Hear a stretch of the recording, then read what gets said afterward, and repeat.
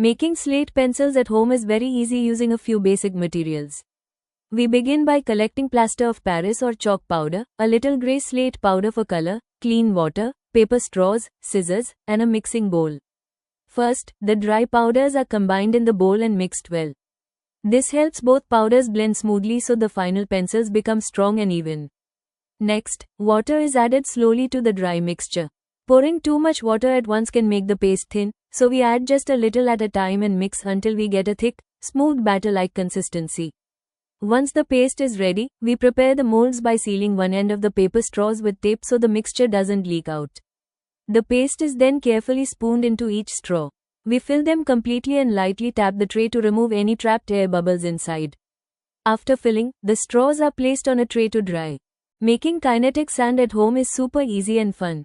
We start by taking clean, dry fine sand and sifting it to remove any stones or dust. To this sand, we add corn flour, which helps give the sand that soft, moldable texture. Once the dry ingredients are mixed evenly, we prepare a small cup of soapy water by adding a few drops of dish soap to water and mixing it gently. Now we slowly pour the soapy water into the sand mixture. Adding it little by little helps control the consistency. Next, we add a small amount of baby oil or cooking oil, which gives the kinetic sand its smooth, stretchy feel. If we want colorful sand, we can add a few drops of food coloring at this stage and mix everything well. After mixing with a spoon, we begin to knead the sand with our hands. The more we knead, the softer and more kinetic the sand becomes. When the sand holds its shape when pressed but flows when crumbled, we know it's ready. Finally, we can test it using molds or cut it with a small knife to check the texture. The kinetic sand can be stored in an airtight container to keep it fresh for many days. To make a multi-bubble popper, we start by choosing a colorful foam sheet as the base. A rectangle or circle shape works best because it is easy to hold in one hand.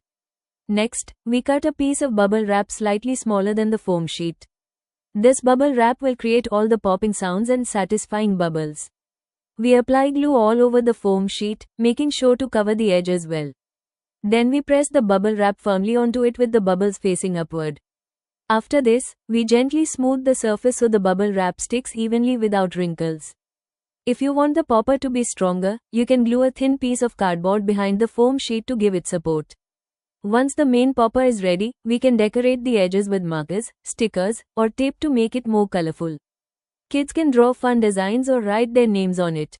The bubble popper is now ready to use. Simply press the bubbles repeatedly to enjoy the popping sound and sensory fun. When one set of bubbles is used up, you can easily replace the bubble wrap with a fresh piece and keep the frame for long-term use. Today we are making a cute mini clay stove using simple colored clay. First, we take a small piece of grey clay and shape it into a neat rectangle. This will be the body of our stove. We smooth the edges gently using our fingers. Next, we take darker clay and make two small burner circles. We place them neatly on the top of the stove. For the burner design, we roll thin strips of clay and arrange them in a cross shape on each burner. This makes the stove look more realistic. Now it's time to create the gas knobs. We take tiny red balls of clay and fix them on the front side. A toothpick is used to press small markings on each knob. To make the stove even cuter, we add a small pan stand by shaping a small flat square with tiny legs. We also create a tiny pot or pan to keep on the burner.